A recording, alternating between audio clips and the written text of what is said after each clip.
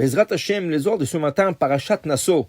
Ish o Isha qui asu mikol chatot adam, un homme ou une femme, que Haz v'Shalom vont faire un de péchés que la Torah a interdit. Tahazé, viens voir, dit Rabbi Shimon Bar Yochai. Ktiv vechever akini nifrad mi Caïn. Le chever akini s'est séparé de Caïn. Qui le chever akini? Mibne chovav choten Moshe. Alors rien que pour expliquer un peu le contexte de ce soir, ce matin, voilà que Moshe Rabbeinu, il a tué l'Égyptien, il se sauve à Midian, il sauve les filles de Yitro, et voilà, il se marie avec Tzipora, et il s'assoit avec Yitro.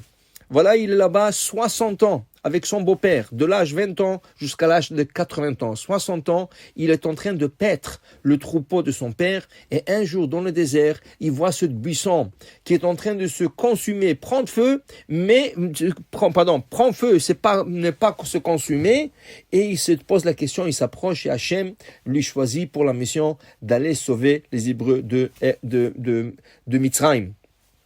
Il y va à Mitzrayim, il sort l'arme Israël, et voilà qu'ils sont en direction pour aller recevoir la Torah, et qui c'est qui vient le rejoindre? Yitro, il vient joindre le peuple d'Israël.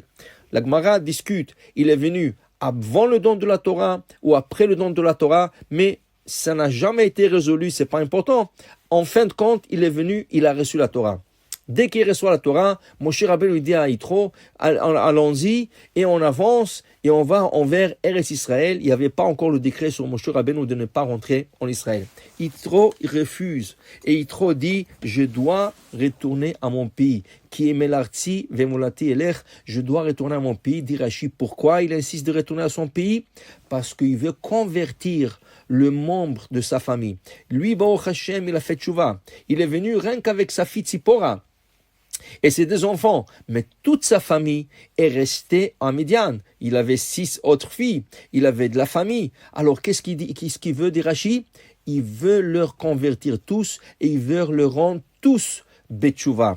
Alors il retourne et Baruch Hashem, dit le Zohar, il arrive à retourner toute la famille Betchouva sauf une personne. Et cette personne, il parle dans Parashat Balak, c'est Balak Ben Tzipor, c'est le seul de la famille d'Yitro qui ne voulait pas se convertir et il devient le roi de Moab et il vient contre Israël pour attaquer Israël. Alors maintenant il dit ici, le Zohar, il dit ici que dans l'histoire de Am Israël, il va faire la guerre contre Sisra.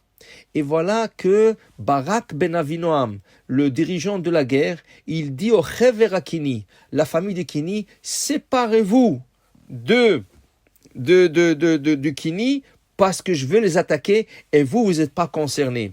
Alors il dit, pourquoi? Parce que le Kini, ils ont fait Teshuvah. Le Kini, c'était une tribu de la famille d'Yitro. Et ici, dit le Zohar, qu'est-ce qui est arrivé? Le Kini, il s'est séparé de sa famille, il est parti habiter dans le désert et ils ont campé malheureusement à cette époque à côté de Amalek. Et voilà que le roi Shaoul vient frapper Amalek, veut frapper Amalek. Alors il dit au Kini, séparez-vous avant que j'attaque, je ne veux pas vous attaquer, vous êtes des alliés. Vous êtes comme de la famille parce que vous êtes convertis. Alors pourquoi il s'appelle Kini? Pourquoi cette tribu s'appelle Kini? Kini vient du mot Ken. Ken, c'est un nid de oiseaux. Pour dire que le Kini s'est séparé de Caïn et ils ont fait un nid de oiseaux qui s'appelle Ken dans le désert et c'est là-bas qu'ils ont résidé. Pourquoi? Comme il dit le Maïmonide. Quand les gens sont mauvais et tu n'arrives pas à une place en ville, tu n'arrives pas à trouver une place en ville où il n'y a pas de péché, tu dois aller habiter dans le désert. Alors le Chever Akini, ces tribus de Yitro, qu'ils n'ont pas trouvé leur place, ils n'ont plus trouvé place à Midian, parce que c'était des non-juifs et qui faisaient des péchés, et ils étaient contre Israël même, alors ils n'avaient pas le choix que d'aller faire un autre nid dans le désert, et c'est là-bas qu'ils vont camper à côté d'Amalek, mais ils vont être sauvés. Et qui va sortir d'eux?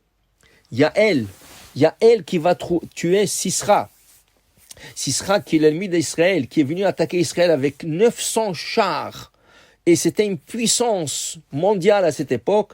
Et voilà, Yaël, c'est elle qui va tuer le Sisra, le général d'armée, et toute la guerre de Sisra va être perdue, et c'est Israël qui va gagner grâce à Yael Eshet Chever Akini, qui est la femme de Chever, qui est de la tribu de Kini.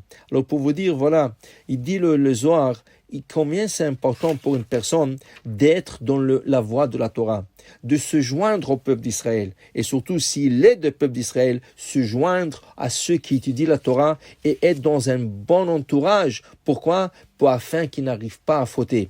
Car il dit, tout celui Kol barnach d'azil b'ochel d'oraita, tout celui qui suit le voie de la Torah, Mashich ale ruach kaddisha ilaha, il emmène sur lui une bonne énergie. Et cette énergie se traduit avec un esprit de pureté. Et là, il pense correctement. Il a de bonnes idées dans la tête. Et il peut aller étudier la Torah. Mais has v'shalom, si quelqu'un prend une mauvaise route et il va sur l'autre côté, ça veut dire quelque chose qui n'est pas se conforme avec la Torah, il emmène sur lui un esprit d'impureté et il n'arrive pas à réfléchir correctement et tout ce qu'il fait, c'est des bêtises et des choses qui sont incorrectes. Pourquoi?